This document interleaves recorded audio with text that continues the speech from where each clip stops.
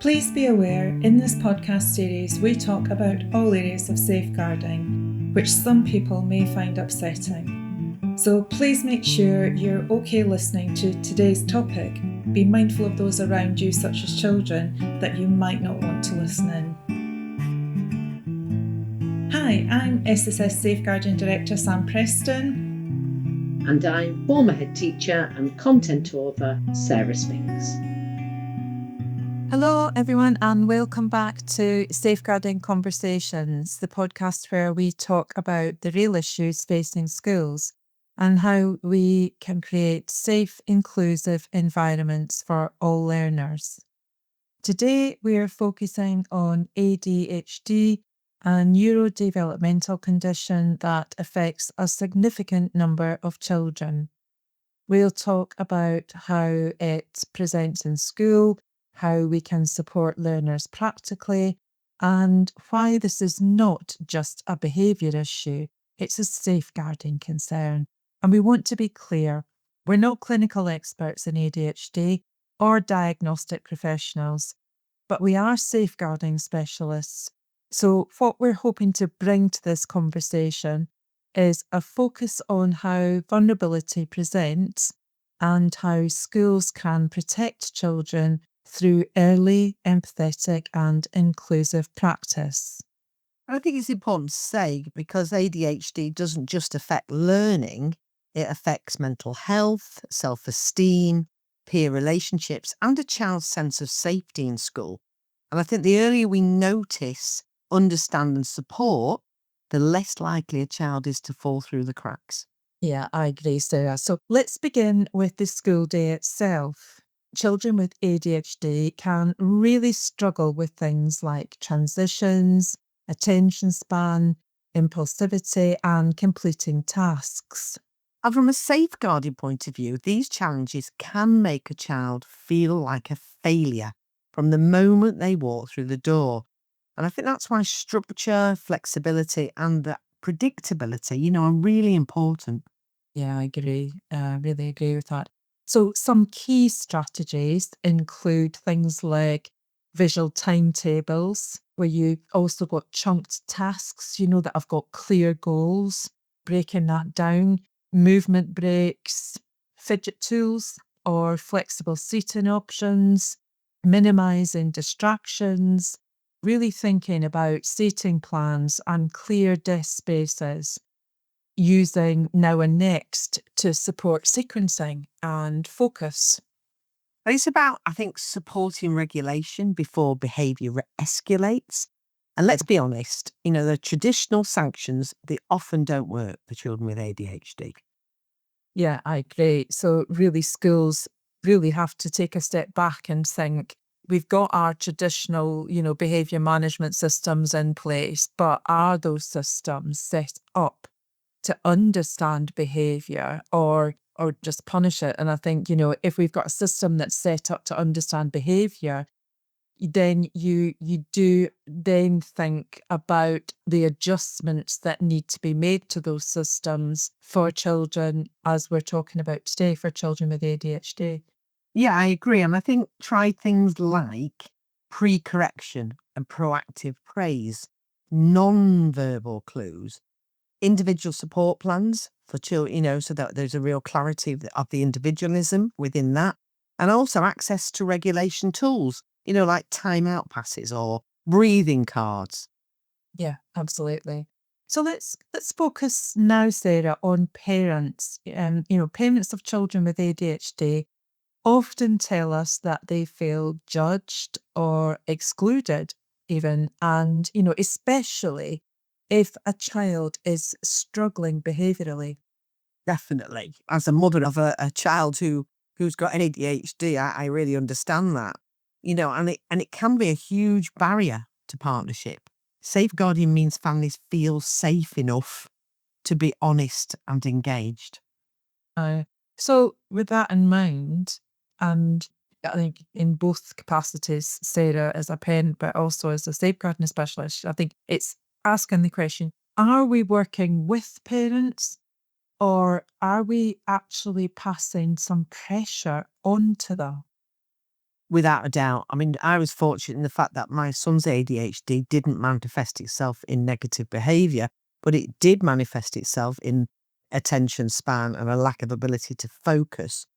So I think, schools can build trust, and they can do that by really offering non-blaming, for example, weekly check-ins or, regular check-ins, using that home school books, for that two-way conversation and actively encouraging that two-way conversation. I'm really thinking and asking parents and families, what works at home? What are the things that work for you at home? And how could we potentially utilize that within school? And then also signposting to local groups, local support groups or particular parenting courses that focus on this, or those ADHD charities that are out there. And I'm just going to go a little bit of a bit of a sidebar here, because I'm just sort of thinking, just listening to those suggestions, which I think are hugely important. The one thing that went through my mind was, how applicable are they to young people in secondary settings, though, where, let's be honest, there isn't as much parental contact between, with school, really. And it does, this is me just sort of thinking as we've been going along, I'm just sort of thinking, is more pressure put on parents of children of that age because they are just getting told when things are going wrong or things are being difficult, and you haven't got that same kind of relationship where in secondary your child will, eventually, once they've settled in, they'll have a whole series of teachers, and they'll have a foreign tutor, and they'll have lots of different people involved. Whereas in primary, you have one key point of contact in the classroom, which is the class teacher, isn't it? Very much so, yeah. So, yeah. And I'm just thinking it's incredibly challenging, actually, to kind of think of, applying that same sort of relationship, isn't it? Very much so. Secondary Yeah. setting. And also at that point, you've also got, you've got lots of other things going on with these young people as well, because they're hitting puberty, and they're hitting, there's all sorts of stuff going on there. It just shows the absolute complexity, really, doesn't it? Very much so. And I'm also thinking as well, we have to also recognise that, many parents may have ADHD themselves. And that again might affect, sort of abilities to cope with things like interpreting paperwork, stuff that's coming, being sent home from school, being able to attend meetings, and even looking at their emotional bandwidth, really. And I think we really have to take a step back and just think about approaching this with real compassion. Yeah, I agree. And what's interesting is, of course, it's often genetically linked, because I've only realised as an adult, and actually only in the last few years, that I've got ADHD myself, but mine has manifested in hyperfocus. So it's very interesting, but I realise now that my attention span, when I'm in situations that aren't holding my attention really, really solidly, just drifts, and I have a hurry up driver. So it's about also recognising those things. I think let's talk about diagnosis now, because it's hard. It's a hard diagnosis on a long path. ADHD referrals often start with school evidence, and the process to get diagnosis is extremely long and very frustrating. And the backlog currently is enormous. It absolutely is. And especially, I think it's even more difficult now. And I know we talk about this a lot in our podcasts. Just the sheer pressure on multi-agency services, let's be honest, the waiting lists for seeing specialists or in referral to other teams, it is not getting any shorter. So I think what we have to think about, how do you manage that time of the whole process?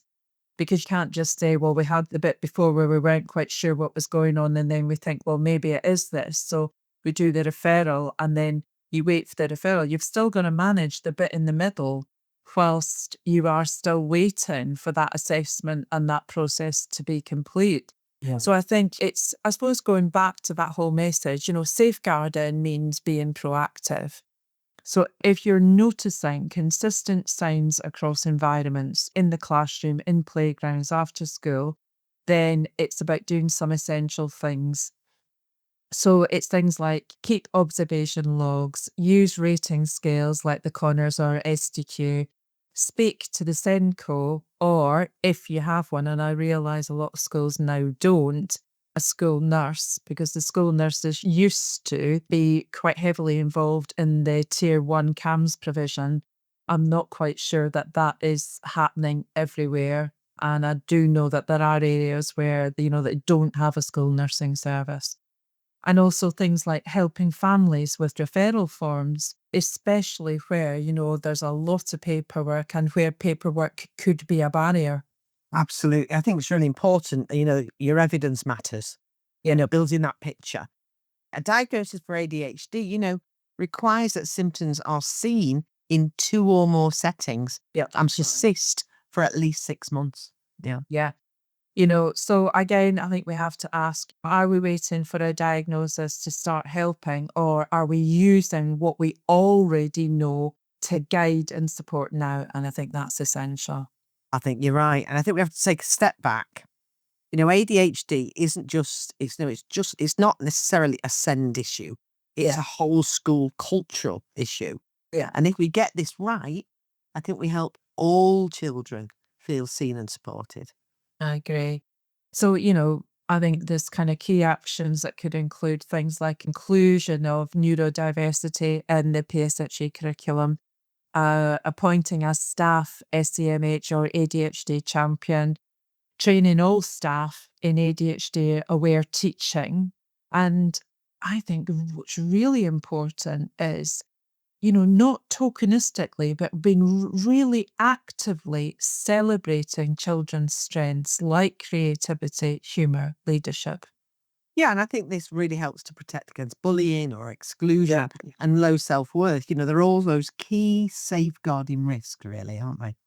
Yeah, I suppose I'm just thinking, are we helping children with ADHD? Are we helping them to feel like they belong? Or is the current system that we've got, is it just one of kind of containment to kind of manage things? Absolutely. And I think we know many schools are stretched. There is no doubt about it. We know that. But there is power in working together. Whether you're working together across a mat or a cluster or a local area by having conjoined training, conjoined working parties, that power comes from those different perspectives.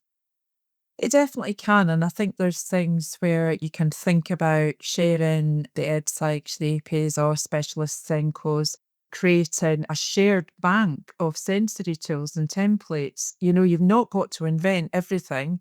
There's a lot of really good stuff out there. There's a lot of really good practice out there. And it's about tapping into that. Like running joint ADHD drop-ins for parents. Excellent thing to do. It's so worthwhile. Applying together for wellbeing or inclusion funding, getting some power behind those applications, and also linking with youth services or social care for joined up support. And as you've said, Sam, you don't need to do everything yourself, but you do need to be part of something bigger. Absolutely, I agree. And also, not every child will get a diagnosis. Some, as you pointed out, the sort of thresholds that you have to meet, some will not meet those thresholds. So, and you've got others who are kind of stuck in those waiting lists. But the safeguarding risks, they're still real wherever you are in that process. Absolutely. So we do need to keep going. And, we can do that by sort of maybe using the graduated response, assess, plan, do, review. Yeah. Adapt the timetable, offer part-time or flexible support. If full days are overwhelming, that's perfectly legitimate to do that. And focus on what works and not what the label says. Absolutely, because it's not about bureaucracy. Safeguarding is about meeting need wherever it develops. Sure, and I think it's important to stay, Sam, that, managing ADHD, it isn't about perfection. It's about patience, it's about curiosity, and it's about care. Absolutely. I mean, we've spoken on a lot of things we've spoken about this, Sarah. It's about seeing the why, why behind the behaviour and asking, what does this child need to feel safe, successful and supported today? Yeah, I You- think, whatever your role is, whether you're a teacher, a Senko, a lunchtime supervisor, or a head teacher, you play a part in making a school a place where children with ADHD can thrive, not just survive. Absolutely. And I think the today bit of what I was saying is so important, because what might make a day a good day one day might not make it a good day the next day. And that's where that flexibility needs to be there, and that creativity needs to be there. And I do think that when schools work together, across classrooms, homes, and within the communities, they really do give children a chance to feel safe, they feel seen, and they feel valued. So I hope you'll share this episode with your team and maybe, together reflect and think, what one thing could we look at and maybe change this week to better support a child with ADHD? Thanks for listening.